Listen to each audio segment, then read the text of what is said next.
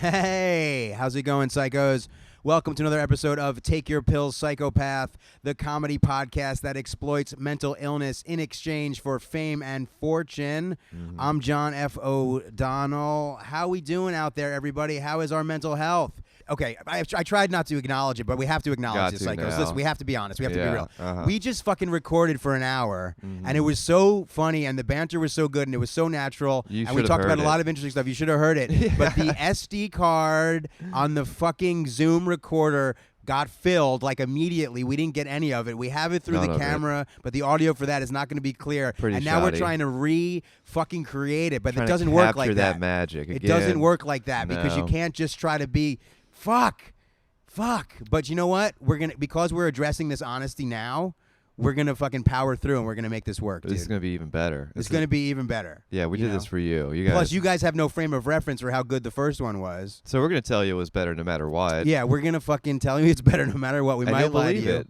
and you're gonna fucking believe Yeah, it. you'll believe it. Yeah, we'll gaslight you a little bit, but Yeah, not we'll gaslight you guys in the just a good touch. way. In the good way. But anyway, psychos, let me tell you about Ben a little bit. Ben is a good buddy of mine. We hang out a lot. A lot of Zatar. We hang out at Zatar a lot. You guys, Should we let people know exactly where I live? I guess it's already out there. That was pretty a lot up top right there, just to let them know about the cafe down the block from where you live. But we hang out a lot and make each other laugh a lot. And I think Ben's a really smart, insightful guy. So Thanks. I was like, why don't you take your pill, psychopath, with me? And he's into it. So we're gonna fucking rock this thing, psychos. It's time to build this fucking thing. I love the community of psychos. I love that we can share each other's mental health issues with each other, to feel less isolated about it, to feel less alone about it, to have some fucking fun with it, man. This life is not a fucking dress rehearsal. Let's laugh a lot. Let's have a good fucking time. Let's figure out a way for me to say something funny in the fucking podcast. Haven't done it yet. I feel like I said some. That was something. That was pretty good. See, that's comedy, dude. Acknowledging the tension that's there and breaking down that tension. That's all comedy is. Yeah, it's other stuff. There's other stuff.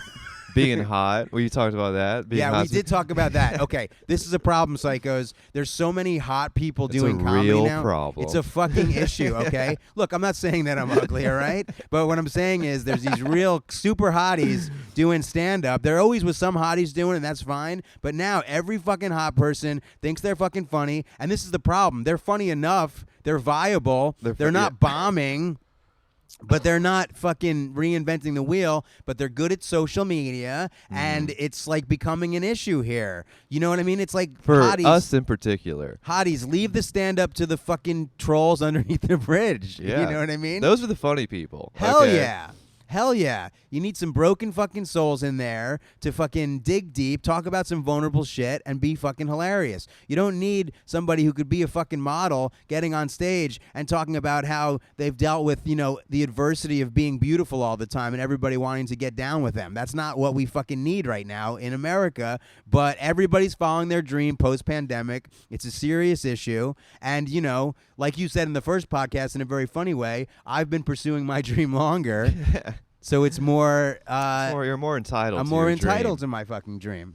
Although I will say, with the rich hot people doing comedy, I do like hearing vacation stories about Berlin in a stand-up set. That's always good to hear. Yeah, that's nice. That's relatable. Who's the best DJ in Ibiza? Yeah, Or exactly. Ibiza. That's how you really Ibiza? Ibiza. Yeah, I've been to Berlin though. Yeah. It's pretty sweet. Were you in a manic episode when you're in Berlin or no? No, but one time I didn't get to go to Berlin because I was in a manic episode. I got to go to Berlin to do stand-up. There's an expat-driven English-speaking stand-up scene that's really fun, and so I did that. But then when I was on the show Redacted Tonight, we would sometimes go and do live stand-up events, and we would do them. The only time we were doing it abroad was in Berlin, but I was manic, so I couldn't go to that trip. You know what I mean? Which sucked. That's a bummer. But I got to do some fun ones. We did one at Caroline's. That's really fun. We sold out Caroline's. R.I.P. Caroline's. Yeah, Caroline's, for the don't know, psychos, is a legendary comedy club in New York that was around for decades and decades. And it closed. It closed within the past year, unfortunately. But I am grateful that I got to perform there, and we had a lot of fun. So let's check in about each other's mental health. Right. That's going to be a recurring thing where me and Ben, you psychos, we check in about each other's mental health. We see how we're doing. And I guess I kind of told you what's going on with me. I've been feeling good. I'm geared up for the fall. You know what I mean? It's like the summer, things get low key, but comedy gears up in the fall. I've got some road shows coming up that I got to spread the word about that I'll let you psychos know about at the end. But Ben is like a prolific comedy producer in the city, and he had to do 3 shows in 2 shows in a 1 week. But you know what? I didn't say, like, introduce yourself to the psychos. Talk some more about who you are. Okay, who am I? I am a comedian from North Carolina that moved to Bushwick, Brooklyn. Been here for like 5-6 years. Becoming sort of a Bushwick creature. A little afraid of that. Yeah, for those of you who don't know, Bushwick, Brooklyn is like the hip, rad, highly obnoxious neighborhood in Brooklyn, and Ben is certainly a man about town. Yeah. In Bushwick, In dudes. Bushwick, yeah, that's right. Accepted at every coffee house across the nation because Known of in the this. park. Known in the park. Let's see. I produce a backyard show. People like that one, and I'm. Let's see. There's hot rich people. I'm mixed. That's my comedy brand. Is I'm half Filipino. Yeah. Yeah. People, they're not buying it, but that's good. And let's see what. Oh, also I'm a chef. I'm working part-time now as a chef. People like that more, John. Have I told you that, like, whenever I tell people I'm a comic and also a part-time chef, they light up at part-time chef? Well, I think that's a New York thing. I think there's so much comedy in New York right now that it's like everybody's a fucking comedian, that maybe that's why. There's more chefs. Yeah, you're right. There's more chefs. I guess it's more respected than the lowly art of making strangers laugh for oftentimes in anonymity and oftentimes for free. Yeah, most I don't time. know. I don't know. Drink tickets, that's money. We do get paid in drink tickets, you psychos. I We don't do really get paid. drink. John doesn't drink. But I am into the non-alcoholic beers. Psychos, you into any sober psychos out there into the NA beers? There's I feel like non-alcoholic beers have really upped their level. They've upped their game lately. Yeah, I get Coca-Cola. Yeah. Yeah, that's cool. But what were you saying the first time around? You were talking about how you have nasal congestion? Oh yeah, no. Well, the first time you, I do have nasal. The first time you told everyone your mental disorder and the prescriptions you're on. Oh shit! Yeah, psychos. I'm on lithium, Lamictal, and Abilify. And because I'm on Lamictal and Abilify, I can be on what's known as a subtherapeutic amount of lithium. So it's below the therapeutic range of lithium per parts in my blood or whatever. And because the other medications are doing some of the lifting as well, the lithium is doing the heavy lifting. But that potentially is keeping me from feeling lethargic, and also some of the long-term potential side effects of the lithium. So I'm just grateful for this combination right now, and that's part of the picture for me. For me, it's also being sober, getting proper sleep, having a support system of friends and family, having a great psychiatrist, having been through a lot of great talk therapy, and my creative outlet of doing comedy, in my opinion, is just as important as the rest, to process all of this stuff, to kind of repackage it with some narrative distance through a funny way, to make me feel less vulnerable about it, and to get people to laugh with me about it on my terms, is something I'm grateful to get to do. And if I can, right there, make some other people feel less isolated about it, that makes me feel fucking awesome and feels very redemptive to me. Yeah, You know I've what I seen mean? you perform a lot, and whenever you say I have bipolar disorder, someone in the crowd just woos so crazily loud. Yeah, and that And feels are they in a fucking manic good. break? Yeah. Maybe. Are they psychotic in real time at my show and relating? Maybe. Possibly relating so hard, but But dude, so I just did a run through of this of my solo show that I'll talk to you guys in a little bit about psychos. But I just wanted to say there was a woman in there who told me she, in the past couple of months, had gotten out of the hospital, and she has a diagnosis of schizophrenia. And that's a tough one. yeah, it is a tough one. I mean, she said that she just appreciated me talking about this stuff. Yeah. And that meant a lot. That meant a lot to me, and I think it's important. I think there's a lot of people struggling, and if we can laugh at what's going on and really learn that we can take care of ourselves and potentially and really can thrive, that these things are not a death sentence, and we need to be there for each other, and that's what Take Your Pill Psychopath is all about. It is. But as far as my diagnosis, that was a long way to go. Yeah, but I'm undiagnosed. I don't know what I have. You think I have? Everyone thinks I have something. No one's sure what it is. I don't know. I get seasonal affective, I think, but I just get sad in the wintertime. That's like a lot of people. You have some sad going on. I've got some sad in me. You said you got some anxiety going. Definitely anxiety cooking. Definitely a lot, but that's like I kind of like have dealt with that. I don't get that nearly as much anymore. You know what's weird? I was taking Xanax for a little while, and I would feel what it's like to feel calm because I would have like a really bad social anxiety. And then after taking the Xanax and having sort of like a blueprint of how to normally feel socially, I could then go into social situations and modulate my emotions back down to what it was like on Xanax. Wow. That's wild. Yeah. I don't know if everyone does that, but it was helpful to me. Okay, so I will say this is going to be a problem for me, is that I do like a lot of drugs, but I never get prescribed them, but I know what they're for. Yeah, you've taken deep dives in a lot of the chemistry stuff, right? So it's like I do use prescription drugs for their intended purposes, but just no medical professional has told me to do that. Yeah, I'm gonna say psychos do not follow in that in Ben's footsteps of doing that. You know what I mean? I would agree. Yeah. But a lot of my experience is gonna be coming from that. So take that for what you will, psychos. But I'll tell you how I regulate myself currently. Okay. With chemicals. So nicotine every 15 minutes. Horribly addicted. It's good for your memory. That's scientifically proven. It's bad for everything else. I have congestion, so I'm on Claritin most mornings. I think that also subdues me. It's not Claritin D, but I still like it. I have mild arthritis, and I work as a chef, so I take 2 Tylenol arthritis in the morning. I like the Tylenol arthritis because the pill bottle isn't child locked, because they know that we have decrepit old hands. So we just need to twist it off real easy.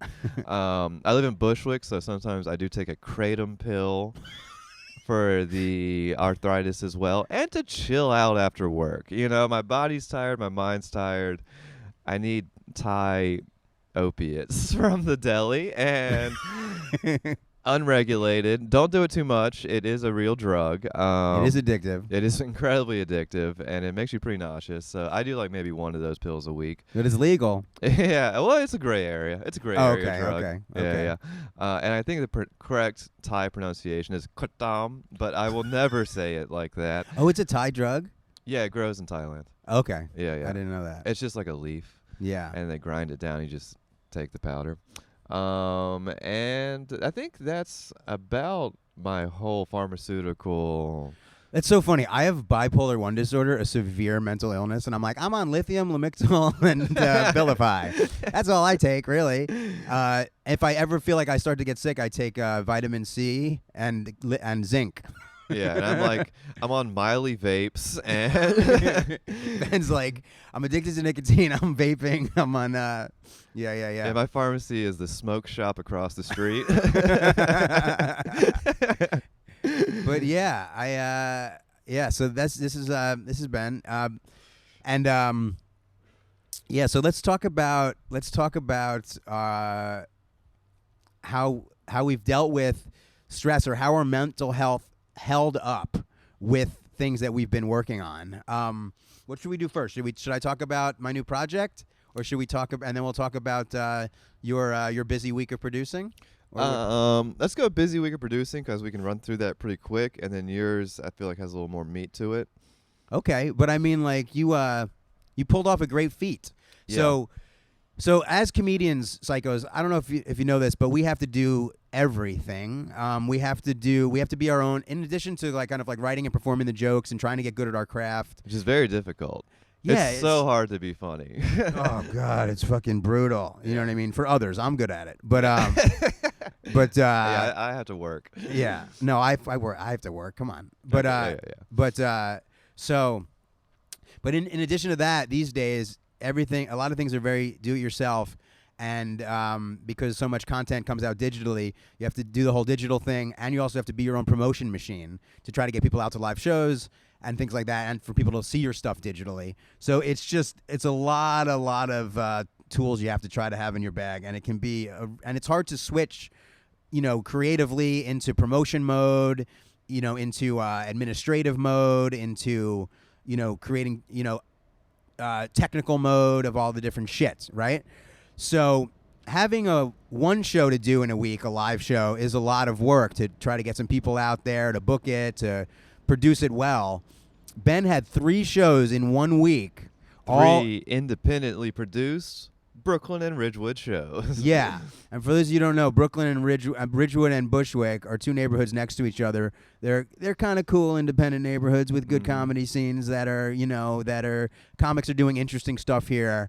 And it's creative, but also it kind of is a little bit of like a vortex where it's sometimes hard to get out of it, and we kind of long to do shows in Manhattan, but that's a whole other story. I will say the Bushwick meme culture is leaking through the entire world. Yeah? Yeah, it's hits a lot of like the NYU and Cornell classes. They'll use like Bushwick memes created in Bushwick to like illustrate points. Yeah, can you think of an example, or is that putting you on the spot? I would have to look. Yeah. I know there's like Spilled My Juice made some sort of meme about time. I think like time is a construct, but like my tits are huge. I don't know, something like that. But that I'm glad that's spreading throughout the universe. I love it. Yeah, but that made it to like a couple NYU art classes, I think. So Ben, how did you talk about what you had to do, man? Yeah, so I had to produce. I didn't have to. I wanted to produce 3 shows. Yeah. And also I work a part-time job. That's 3 days a week, folks, in a bougie cafe in Carroll Gardens, making food for the 1%. Yeah. So I had to juggle working 21 hours a week, grueling 21 hours, and produce 3 shows. So how I do that, how I promote, is I take pictures of myself. I get my roommate Sean to take pictures of me, which is destroying our relationship. How we doing, Sean? We're looking good? Sean says we're looking good. He's working right now. Yeah. So this is what happens. 2 straight men, one of them needs a good picture. He asks his friend, and then he poses against a brick wall embarrassingly, and his friend has to look at him try to be hot. So that's what you have to do. That's part of it. And the reason that's part of it is because you have to appease the algorithm. So you can't just post to Instagram a picture, a flyer, a poster. No one gives a fuck about that. The algorithm doesn't shine favorably upon it. So you have to like post some sort of thirst trap. Yeah. A couple thirst trap pictures, and then somewhere within that, and unfortunately, you can put your poster up. My thirst traps, like, people like it when I look sad.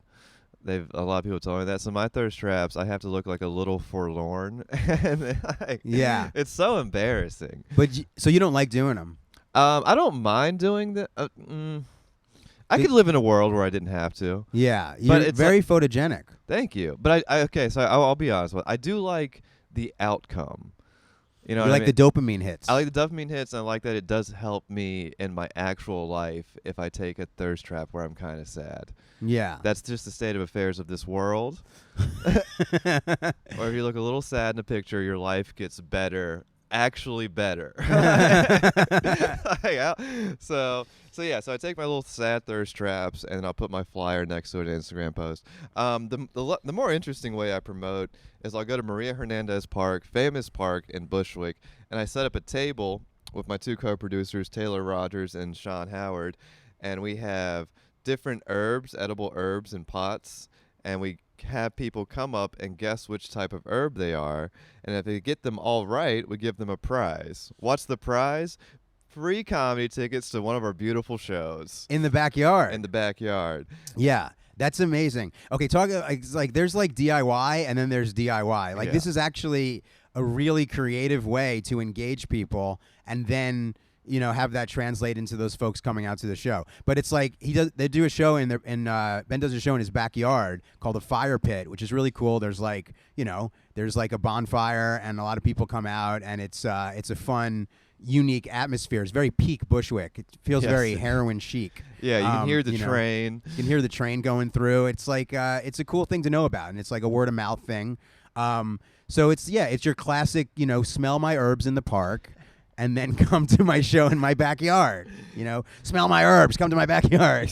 Yeah, pretty normal. But I will say it isn't in the long lineage of promoting through sort of theatrical means. So like Bing Crosby and Jerry Lewis, when they had early on in their career, In the 50s, probably? probably in the 50s, Yeah. and they would have shows at Atlantic City before they were famous, and Jerry Lewis would go out into the ocean, pretend to drown. Bing Crosby would drag him back to the shore, give him mouth to mouth, and then a spout of water comes out of Jerry Lewis's mouth. He pops up and he's like, "Live tonight in Atlantic City, 8 p.m." That's so wild to me that would work. It's like, oh, hey, we just horrified you. We just like gave you an anxiety attack and some like some a little bit of trauma potentially because you thought someone was about to die. Now come laugh with us and hear our music. Yeah. Or hear me sing. Or Sweet, whatever. sultry Bing Crosby. Yeah. That's fucking weird, dude. But yeah, you do a version of that. It's like, but you know what? I don't like to call what you do bait and switch. Okay. Because it's You not. think it undermines it a little bit, but I think it undermines the positivity of it. It's like, here's this fun thing, smell these plants, and also, hey, you get to come out to like a fun event. yeah. You know what I mean? And for this one, it's all donation based. You know what I mean? So that's how you do it. Yeah, we're not doing anything malicious. But Yeah. but the reason that we do it that way is a lot of times people promote comedy on the street by saying comedy show and they'll have a flyer, and that just happens so often in New York and no one likes it. Yeah, especially in Bushwick, handing out flyers in Bushwick in the park. No way. Yeah, everyone's an artist in Bushwick. So essentially you're trying to get a musician or a painter to come to your particular art. Yeah. And we're all egotistical, so you really, really have to push it. Yeah, and it's like, we want you to come to our art, but we're not necessarily going to come to your art. No. Your art better be good. Yeah. So that's sort of the game, and Ben has come up with some really creative ways to do that. But Ben had to produce 3 indie Brooklyn comedy shows in one fucking week. So talk a little more about that. Okay, so that it's let's talk about the money situation with that. So I would Okay. say I put 40 hours into promoting these shows. They were all successful. They all had between 40 and 70 people come, which for like an independent Brooklyn show is good. It's very good. Most independent shows in Brooklyn probably get an audience of like 15 for like a decent one. I mean, it depends. You know what I mean? It depends, but yes. Yeah. So with that 40 hours of work, I would say put in all together, I would say I netted $24 to $34. So That's so fucked up. That's so fucked up. I thought you were going to say I made like $300. yeah, I mean, well, a couple of the shows itself made $300, but then you pay the other comics, you pay your ads. Like I use online ads, and yeah, everything just adds up, and you Yeah. don't make any money. Yeah, but you do right by the comedians. But that's the thing. It's like, we talked about this last time around. Again, it's like, there's people that make a lot of money and are rich, but then there's wealth of different kinds. This is something poor people say. Yeah. But you have a lot of wealth of reputation and wealth of goodwill. That is true. You want to know a heartbreaking thing that happened to me the other night? I was at an open mic, which I still have to do, everyone, if I want to get better. And the guy brought me up and like, here comes a legend to the stage, Ben Siy-Hian, which is not what you want to hear at a mic. You don't want to be called a legend at an open mic in the East Village at 9 p.m. to 7 people. Like, That's really fucking funny. yeah. But you do want to be called a legend on a book show with a lot of people. Oh, I would love that. Yeah. Yeah. But this next comedian is legend of the mics. Yeah. Legend of the open mics. He's That's been doing really mics for too long, so now he's a legend. funny. That's great. Yeah. But speaking of legends, I just saw Janine Garofalo perform last week, She's or great. actually earlier this week. Yeah, she's fucking awesome. A real legend. A real legend. Yeah. So she gets introduced on stage pretty much as an icon and a legend every fucking time, which The one has time to up the pressure. I know. The one time I introduced her on stage in my backyard show, folks, Janine Garofalo. Yeah, Ben got Janine Garofalo. For those of you who don't know, and if you don't know, shameful. Janine Garofalo is a legendary comedian that's been around since the 80s, movie star throughout the 90s, just really fucking cool, indie darling. And she's still fucking rocking stand-up and still doing stand-up like every night. Still incredibly funny. I'll tell the story of how I got her to do the backyard, because that is like kind of a good one.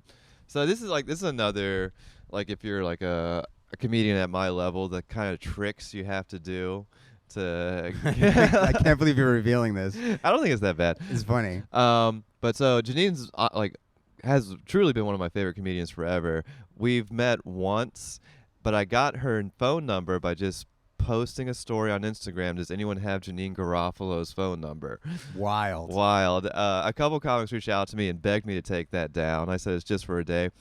A comic gave me her number, and my thought process was, if I call her and feign familiarity, since she meets so many people, and ask her to do my show, that might work.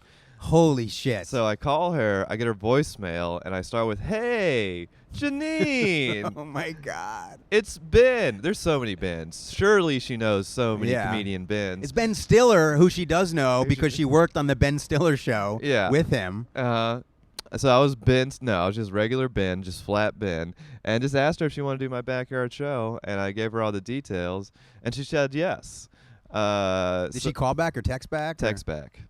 Holy shit. And this was like peak pandemic, too, This was peak pandemic, which helped. She was looking for stage time. She needed stage time, so she was willing to accept a feigned familiarity voicemail from a random dude named Ben. Holy shit. Walked to my apartment, and then paid me to do my show, which was crazy. I tried to pay her. She immediately was like, "What are you talking about?" And then put $20 in the donation bucket because she's an incredibly sweet lady. She's a class act. Yeah. That you tricked. That I tricked. But she had a good time. Yeah. Yeah. That's amazing. Yeah. Janine was so cool to me. When I got the job on Redacted Tonight, the political comedy news show that I was on with Lee Kemp in D.C., so Janine over the years has done a lot of political comedy stuff. So I just wanted to get her advice about it.